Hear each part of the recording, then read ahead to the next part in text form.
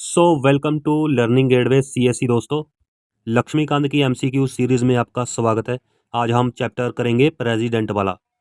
इसका पहला क्वेश्चन देखिए, which part of the constitution deal with the union executive. इनमें से कौन सा पार्ट है जो यूनियन एग्जीक्यूटिव से डील करता है? पार्ट 3, पार्ट 4, पार्ट 4A या पार्ट 5? हमारा सही आंसर है इसमें ऑप्शन डी, पार्ट 5। इसमें आर्टिकल 52 से लेकर 78 तक हैं जो कि डील करते हैं यूनियन एग्जीक्यूटिव से। चलिए next question, which of the following is not part of the union executive. इनमें से कौन पार्ट नहीं है यूनियन एग्जीक्यूटिव का? प्रेसिडेंट है, वाइस प्रेसिडेंट ये भी है, अटॉर्नी जनरल ऑफ इंडिया ये भी है। कौन नहीं है? D, chairperson of UPSC, union public, ये तो commission, union public service commission होता है, यहाँ पर सर्विस नहीं है। ठीक है, चलिए अगले क्वेश्चन पे चलते हैं। विच of the following does not participate in the election of the president. इनमें से कौन पार्टिसिपेट नहीं करता प्रेसिडेंट के इलेक्शन में? ये देखिए option, elected member of the both house of the parliament, elected member of the legislative assembly of the state, elected member of the legislative assembly of the union territory of Delhi and Puducherry, या फिर member of the legislative council of state. So हमारा right answer option D है, member of the legislative council of the state. Council के ना तो elected member होते हैं ना ही नॉमिनेटेड मेंबर होते हैं इसमें।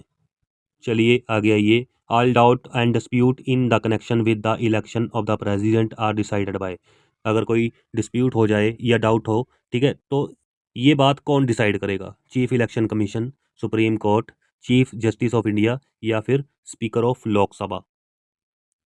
बताइए। Option is B, supreme court, है ना? Supreme court is right answer.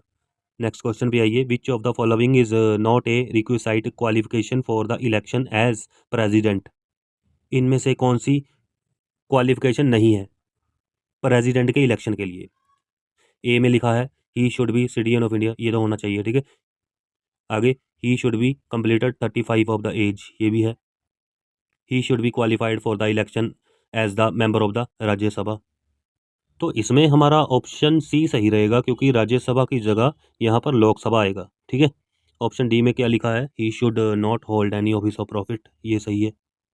चलिए नेक्स्ट क्वेश्चन पे आ जाइए।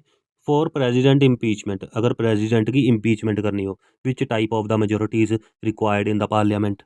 Option A, majority of 2/3 of the total membership, B, majority of 2/3 of the present and voting and 50% of the total membership, C, simple majority, या D, none. None का तो कोई सवाल ही नहीं उठता।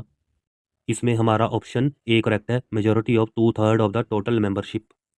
नेक्स्ट क्वेश्चन पे आइए, in case of the delay in the conducting the election of the new president for any reason, अगर डिले हो रहा है इलेक्शन में प्रेसिडेंट के, न्यू प्रेसिडेंट के, ठीक है, which will work as the president.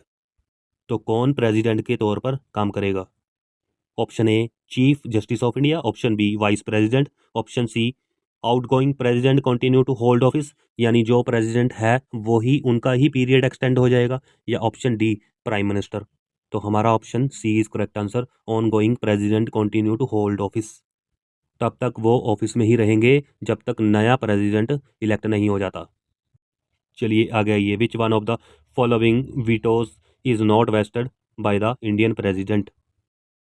देखिए, absolute veto, qualified veto, suspensive veto, या फिर पॉकेट वीटो। तो हमारे पास क्वालिफाइड वीटो नहीं होती, बाकी तीनों तरह की वीटो इंडियन प्रेसिडेंट के पास होती है। क्वालिफाइड वीटो अमेरिकन प्रेसिडेंट के पास होती है। चलिए आगे आइए, which of the following article gives the power to president to promulgate ordinance. अगर प्रेसिडेंट को ऑर्डिनेंस पास करना हो तो कौन सा आर्टिकल लगेगा? तो right option is D, article 123। Article 123 से empower the president to promulgate ordinance. चलिए नेक्स्ट क्वेश्चन पे आइए, which of the following article give power to the president to grant pardons. तो पार्डन के लिए कौन सा आर्टिकल होता है? ये तो इजी है, यानी आर्टिकल 72।